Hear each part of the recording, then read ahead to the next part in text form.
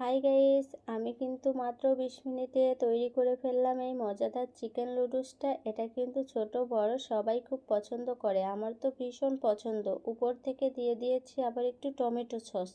এটা দেখে তো ভীষণ ভালো লাগছে, মনে হচ্ছে এখনই খেয়ে নিই। তো আমি কিন্তু এই যে ভিডিওটা তোমাদের দেখিয়ে দিলাম। তোমাদের যদি রেসিপিটা লাগে তোমরা কমেন্টে জানিও, তোমাদের জন্য নতুন আরেকটি ভিডিও তৈরি করব।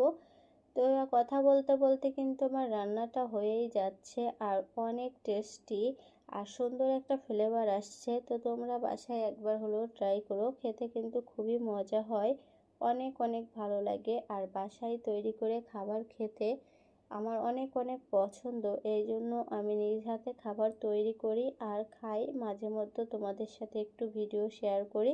তোমাদের কাছে কেমন লাগে জানাও, আমার কিন্তু ভীষণ ভীষণ ভালো লাগে।